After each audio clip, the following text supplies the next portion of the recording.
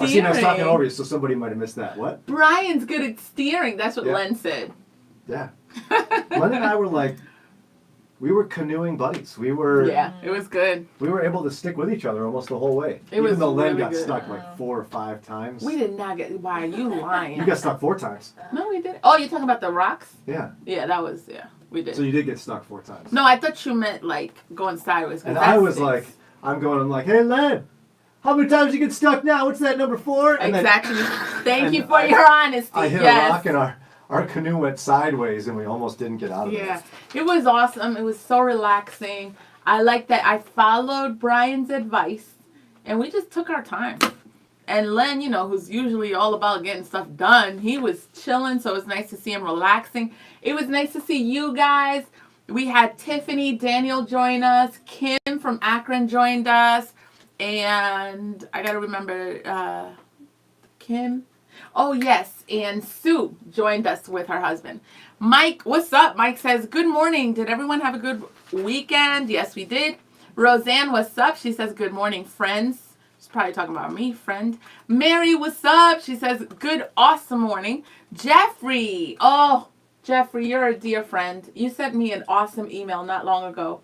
And he says, good morning. I have had a major struggle with a friend. I can't imagine dealing with this with a spouse in a godly way. And that's the perfect transition. Betsaida. Hola, Betsaida. Buenos días. I just had to say hola to Betsaida. I had to. So, Jeffrey has the perfect transition. So we like to talk about today's issues from a biblical perspective. That helps you in some way either deepen your relationship with Jesus or hopefully in your marriage relationships and friend relationships as you represent Jesus. And one of the top stories this morning is that one of President Trump's top advisors, Kellyanne Conway, and one of his longest serving advisors, and by the way, she also was the first woman to successfully steer a White House bid, she has resigned her position in the White House. And she did so not for any sort of weird conspiratorial reason, but she said she needed to help her kids with remote learning during the pandemic, which, I mean, hello. I've been there. I know what she's going through. Now, the reason we're talking about this is not because of politics. We don't want to talk about your opinion of the president. We don't want to talk about your opinion of Kellyanne Conway. What's interesting about this is their situation, her marriage relationship, ties in directly to a listener question. I love you. Okay. And what does she do? She says, hola, mama. That's just like a sweet way to say You're hi. not a mom? Hola, Betsaida. No, mama is like I call my girls mama. It's like sweetheart. But they're your kids. Betsaida, I get you. Tú eres mi amiga. You said. So anyway. Rachel! Woo! Team Janelle. I'm like in my own little universe right now. So, the reason we bring up Kellyanne Conway is her husband, George Conway, has really made the two of them a famous Washington couple. Why? Because while they both may be affiliated with the same political party, she serves the president in his administration as one of his top advisors, and he works for an organization called the Lincoln Project, where they are devoted to defeating the president in this election. And so you have this married couple who dramatically disagree about politics, and yet they're both having to step down from their positions to care for their family. Claudia's question is what brings this to its focal point. And again, we don't want your partisan garbage on here. No, don't call it garbage. You start posting a bunch of partisan mean stuff about the president or about Joe Biden or whatever, Democrats, Republicans, we're going to delete you. Not delete you? We're going to delete That's your worse than cancel. We're going to delete your comments. Oh, man. That's why you don't get the power. Tony's ready. Just go, boom. Yes, I got this. So behave yourself. Because the real question is, from Claudia, how can spouses coexist if they support different candidates going into the election? How can they do that? What do you think? Yvonne on YouTube. What's up? And the other people on YouTube, subscribe. Yvonne says, good morning, guys. How is it going? Glad you had a good time. She loves the topic. Yvonne and others on YouTube, join the discussion. We see your comments. Rachel, so smart. Team Janelle. Let's just sit there for a little bit. Oh, TK is here. Good job. What's up, TK? And is that, well, because he says Team Brian. Yeah, Ayanda Kumalo. You can't say that. Betsaida dice, claro que mi amor. God bless you. Te quiero mucho, Betsaida. Roseanne says, hold on. Daniel says, hola, mi hermana Janelle y Brian, bro. What's up, bro? Roseanne says, we have a lifelong friend in Canada who has hardly spoken with us since the last election, so we cannot imagine what type of strife in our that would be in our marriage. Isn't that such a heartbreaker, Roseanne? I can't even... We shouldn't live in a world like that, but that's just how it works today. Like, does it have to work like that, though? Like, is it that deep? Is there anything you care about that much that would make you just be like, I can't talk to this person? I don't think so. Like Even salvation. I mean, like, you could have a friend that's like, dude, I'm not about Jesus, right? Or no? Yeah. And I don't want to fight with them about it or end our friendship because I want to love them towards the kingdom. And Lord willing, be with them at some point when they're brought to Christ. So what if you had a friend, and I have a point, but if you had, because that's such a, like, should be the most important thing. So if you can have a friend that disagrees with you about Jesus, what if they say, don't ever talk to me about him? Because some people would say, I'll be his friend because I could influence. What if you don't get that chance? Can you still do that? Because that can happen with politics. If you can't influence them, can't talk to them about it. I think that that's a silly thing that they'll get over. About don't talk to me about it? Yeah. Oh. I mean, I've had friendships that it takes years sometimes to break down the wall to allow a spiritual conversation. Yeah. But it just takes time. You think you have to be patient. Marcy, what's up on YouTube? She says, buenos días, hermana y hermano. Muchas latinas esta mañana. Show your hand. Oh, a bunch of people using Google Translate. I know. Betsaida says, Trying to get on your good side. I know, right? Betsaida says, I believe if spouses come together and bring these issues to the Lord, it would be the disagreement. The Spirit of the Lord can bring it to life. Can you bring it to the Lord and still disagree? Like, can you seriously have a marriage and just be like, dude, we're just never going to agree on this one. And that's okay. We move on. I think so, but we talked about this earlier on the air. A lot of people said the best way to deal with this situation is to not talk about it. Mm-hmm. But I don't know. I don't know about you and Len. And a lot of people are saying how sad that would be. Now, it's one thing to say different candidates, but Sarah and I don't agree 100% on politics. Yeah. In fact, her and I have some pretty big disagreements about political issues and issues that even cross into biblical areas where reasonable Christians can disagree. And some people said the solution to that is you just don't talk about those things. I just don't know if that's the only and or best answer. Because I think, doesn't pride take us to the point where we're unable to talk with someone whom we disagree? I mean, unless somebody is holding some sort of horrible position I've never heard of, like, let's murder everyone, which is not a thing people believe, can't we find something in someone else's position to give them credit for and concede? Right. Be kind about it and go, you know, I don't agree with you on this whole thing, but you make a really good point about whatever. Yeah. Tell me more about that. Yeah. Don't you think? Yeah. Jeffrey says, when I am in person with my friends, we're fine. It's social media that causes the problem. Why do you think that is, Brian? Because people think that they can fight on social media. It's different. It shouldn't be different, but it is. Marcy says, it may be helpful to see your political views as your workplace. Don't take it home. It's hard not to, though. Like Sarah and I, one of the things that for many years we disagreed about was the death penalty. And I'm not going to talk to you about who believes what and who changed their mind about what, because that's going to distract us from this conversation. But it wasn't that uncommon that a few times a year, we've been married 17 years, we'd be watching a movie together, we'd be watching a TV show, we'd be talking about a news story, and it involves death penalty. Yeah. And it would come up. And she gave an impassioned view on this a number of times with solid biblical support. And over a period of time, I softened to her position. And eventually I changed my mind completely. And I think my wife was right about this. And she changed my mind about the death penalty. But there are things that you'll never change your mind about. And you're two different people. Yeah, but if I love her and respect her, shouldn't I be able to value her opinion and listen to it and honor it? What about those like Dan this morning who said, and many people are in that, you have a spouse that believes in some conspiracy theories and it's like crazy. What do? Can you agree to disagree? After you talk about it, you talk about it several times, right? Life is long. So you get to. I'm just saying, like, there comes a point where you could say, okay, cool, like we all just agree to disagree, and then why revisit it all the time? Yeah, I mean, but at the same time, if you really are worried about someone's position on something, can't you talk to them in a way that loves and respects them? Isn't that what we're supposed to do? Yeah. Display humility and love and gentleness and respect and patience and kindness. And I don't think we get a pass in politics. And I'm not certain that avoidance is the only response. I think sometimes it is. Like, where are those passages of scripture I pulled? Oh, Peter, 2 Peter. No, Proverbs. Oh. I don't know what you were reading. When you brought up, you mentioned a verse in Peter that was about don't Colossians? engage in like crazy talk, pretty much. Oh, yeah. When we were talking about conspiracy. That was 2 Timothy, actually. Peter? 2 Timothy. No, I don't know what you're Dealing with doing. false teachers?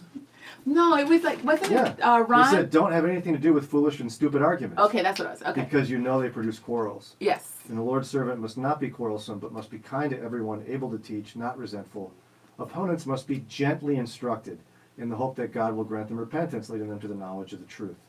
That's dealing with false teachers, but I think we can apply it to disagreement. Sarah's here. My wife? Yep, and Sarah says, yes, you can agree to disagree. We have great conversations about our different views. Yeah, because we do have some dramatically different views, and there's ways to do it. I love my wife because she's amazing and gorgeous and beautiful and intelligent and all those things. But at the same time, if I truly love her and respect her, I have to believe that she's not an idiot. Mm-hmm. And when we do this whole, I won't talk to you about this, you're ultimately, aren't you in some sense saying to your spouse, you're an idiot on this topic? No, You know what I you're think talking that's about. extreme. I think, for You're example, extreme. that's great that you guys can talk about it. There are marriages where let's say one person gets super heated about it. But they shouldn't. But you can't help that they do. And But so the biblical response for someone growing in Christ is that they're not going to get superheated. So while they mature, because you can't Okay. change someone, you can tell them, you know what, while we work on this, let's just kind of stay away from that topic. Or you may have seasons where it's like, we got enough going on to add this to, while you work on your relationship. Only because it takes two. And so I can say, well, I'm good. Like, we don't have to argue. And the other person's not there. So do you have to put your relationship in that environment I would unnecessarily? say maybe you use a different tactic. Like if you're the spouse who feels the other person's always getting heated, why don't you help them calm down without being rude? Proverbs 15:18 says, a gentle answer turns away wrath, but a harsh word stirs up anger. Couldn't you gently say something? Be like, listen, I feel like we're getting really heated here, and I don't want to get heated because I love you. Mm-hmm. Can we try to talk about this differently? There's other times where, you know what Sarah does to me? I'll get real pumped up about something that we disagree on, and she'll listen and just start smiling. Just smile. And I'll go, yeah, you think I'm kind of crazy on this one, don't you? She'll be like, yeah. But she's not calling me idiot, she's not yelling at me, she's just smiling. I think that's a way she's displaying that a gentle answer can turn away wrath Yeah. and can help calm somebody down. What do you think? Yeah, some people, yeah. I just don't like avoidance as a solution unless it's absolutely necessary. Yeah.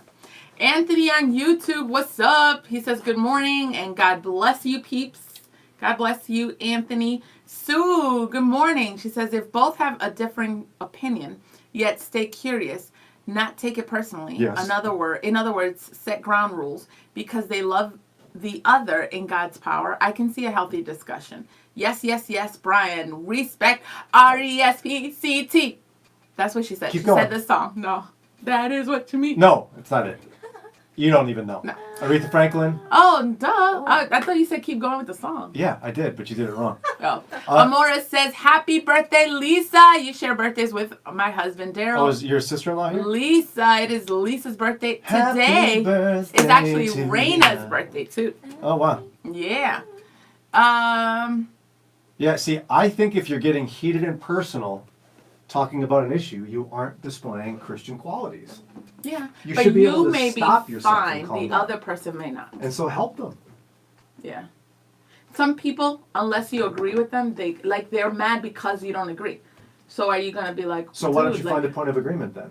Yeah. It could be that the person's getting heated because they feel disrespected and unheard by you. It If could you be. constantly shut them down and you won't talk about something, they may not feel respected. Yeah, it could be. So find something to concede that they make a good point. There's always a way to find that. Yeah.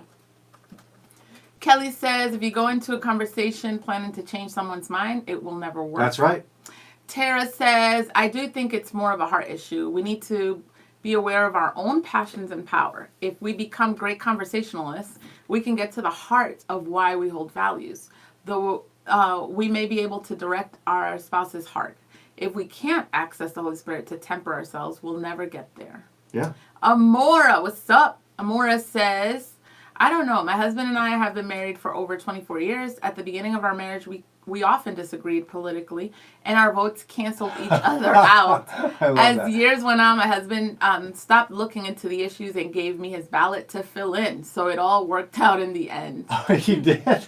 Wow. That is a transition, let me tell you. Betsaida says, Brian, I meant to say that if we bring it to the Lord in prayer, it should be able to end the disagreement. The Spirit of the Lord is the only way to bring peace. Yeah, honestly, I'm not a huge fan of in the middle of disagreement praying about something, but that may be a good response in this situation where you go, listen, let's pray about this because I don't want to fight with you. Yeah. I want to hear you. People What's want up, to be heard. Bruce? I see lots of people on YouTube. Y'all need to hit subscribe. Hit subscribe right now. Takes a second. Bruce says, definitely in this time of politics, which runs really deep for a lot of people, I think you should not talk about it at all because I believe that it can tear up a relationship. You tend to lean that way. Then I talk about stuff. No, but I thought you were more on the side that there are times when you just shouldn't talk about it. Not in my marriage. I brought up, remember I said a friend and like. Oh, yeah. Yeah, in my But not in your marriage, no. Because I don't hold on to stuff that much. So I know issues that Len is really passionate about, and so I'll Canoeing, listen. you hold on to that. How was I holding on to canoeing? I wonder if this is a reflection of our entire relationship. Oh my gosh. I'm I only mean, teasing you. I hold on to the point where I don't get angry if he doesn't agree with me. Yeah. So I love conversations. I can talk to people and just be like, okay. Like, I don't get passionate if he disagrees. And if at the end we still disagree, I can be like, okay, cool. There are moments where I see that he's like stuck. And so I don't make it an issue and just be like, okay, cool. Well, that's like, we'll agree to disagree. I think it makes it harder when we're that passionate. Sarah says, thank you for sharing about how Sarah changed your way of thinking over time. My husband and I hold radically different viewpoints because of our radically different backgrounds. He grew up in the terrorist years of Peru. I grew up in the Which middle for class. the white people listening is Peru. Peru. He grew up and she grew up in middle class Northeast Ohio in the 80s. We have both had to listen to each other and have both changed some viewpoints. Those conversations are often passionate, but give us much to consider. Yeah, and that's the way it should be passionate. But if you love and respect this person like you're supposed to biblically, why wouldn't you want to hear why they're so passionate? I did ask Len one time that it was not in the topic of discussion and disagreement. I said, where does your passion on this come from? Like, what have you experienced in the past? And it gives me context to understand outside of that moment why he gets so riled up.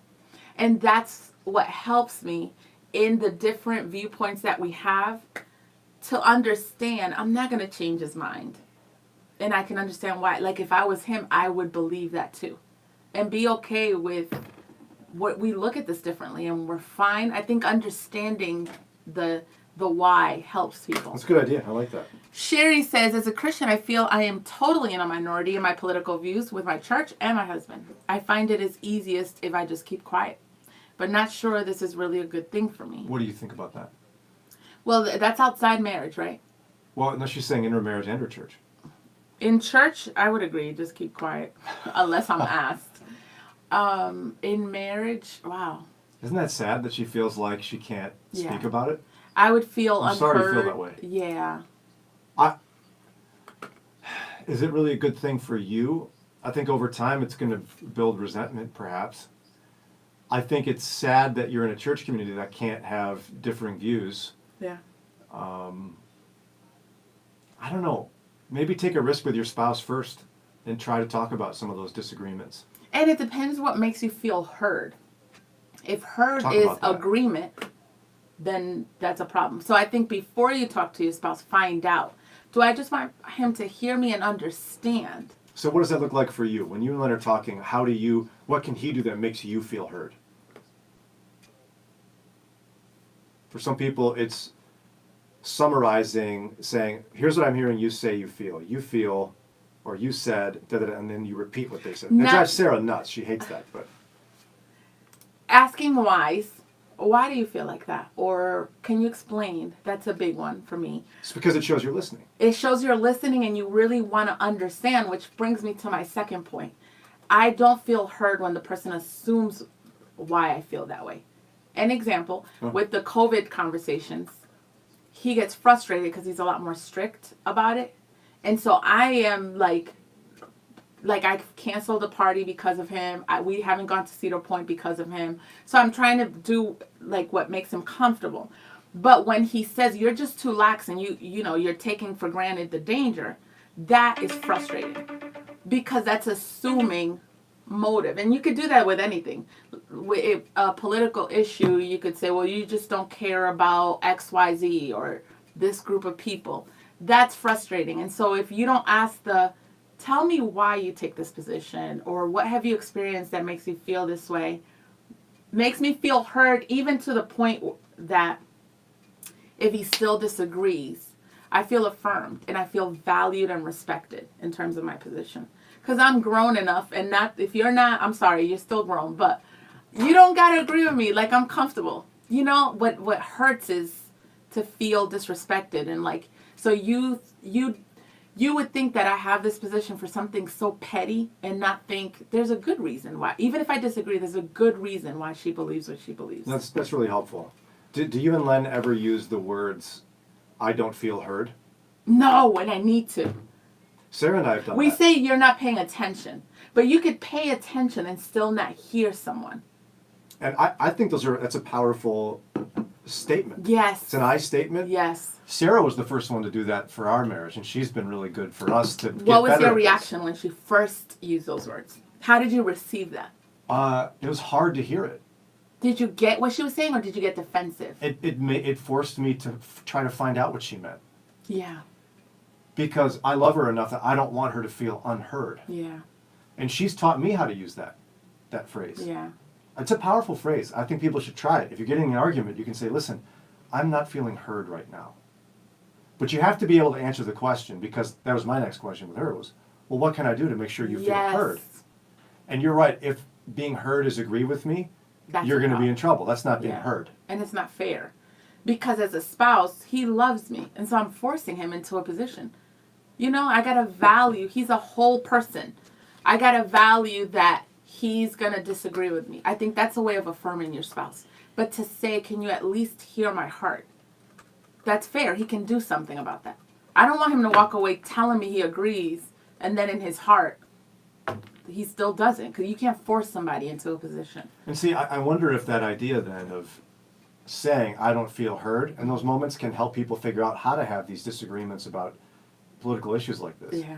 I mean, like, Sarah and I've changed some thinking, she's changed some of hers, but over the years, she told me, she texted me to say that I could share any of her positions we disagree on, but I think they become distracting from the topic at hand. But let me just say that she and I have robust discussions on some major disagreements on political issues. And it makes me love her more. Those are so easy for me, because I'm like, dude, that's not even personal. To me, it's not.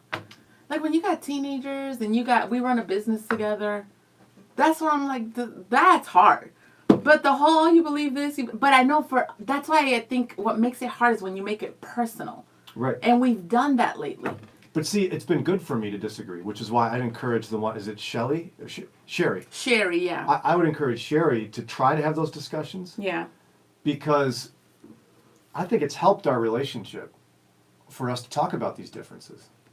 And it helps me personally. Because the tendency, if you just get into your political bubble, is to start thinking people who disagree with you are idiots. Yeah. My wife is not an idiot. Yeah. And if I'm hearing how she disagrees with me on some big issues I like and I'm interested in, yeah, I know she's not an idiot. Yeah. And it's going to help me treat my neighbor as I would myself, as Christ would want me to. X Hightower on YouTube. What's up? Hightower says the sad reality is that society has lost the ability to respectfully disagree. Yeah. The conversations being labeled as a no-fly zone only affirms that. Yeah. I agree with that. Thank you, Hightower. Yeah. Janelle struggled with your name, but you are Hightower. Yeah, what's up, I would have too. Hightower? I didn't know. But yeah, I'm really not a fan of avoidance of issues, especially with someone you're married to. Well, thank you guys. I just want to say, oh my gosh, look, my baby Lisa, who is like an amazing, amazing auntie, took Raina out for her birthday. Oh my gosh, look, doesn't she look so cute? They're out right now. Raina turns 9. Let me see. And Lisa did what aunties do. That look on Raina's face. Don't take a picture of I me. know. It drives Len nuts, but for her birthday, Lisa got Raina a tub full of nail polish. I was like, and it was right after Len, because Lisa's birthday is the day before. So Raina's today, Lisa's yesterday. And we were doing the cake, and Len was like, you know, because Lisa's the oldest woman in the family, and you teach the women in this family how to behave, how to do. And then here comes Raina 45 minutes later. Look at what Auntie Lisa gave me. Full of nail polish. See, that's what sisters do. That's right. They get presents for their nieces and nephews to drive their sibling nuts. Yeah. She should exactly. get her some makeup today. Her Right. own big bag of makeup. Man, thank you guys. Miss Anita, I want to make sure to get to her. She says, if you don't feel the need to control your spouse, you can hear them. Ooh, disagree and still love. Control. Great point. That's deep. No wonder she's the first lady. Hello. YouTube, subscribe. If you're on Brian and Janelle, make sure you follow. And ladies, register for the Renew webinar. We're going to have so much fun, and it's going to be deep, and we're going to connect because it's in an area in our lives where a lot of us struggle with. So stay tuned. And thanks again to Scranton Road Promotional Marketing, who I think I'm pointing directly to them. You are right there. Yes, you are. You're so smart. They are the guys behind and gals behind our swag and our mugs and everything. Go to scrantonroadministries.org for more, or scrantonroadpromo.org for more information to get the latest swag for your company or whoever. So look at If it makes Brian Swag. look cool, it's going to make you look cool. I mean, because Right it's there. hard. You're not going to answer?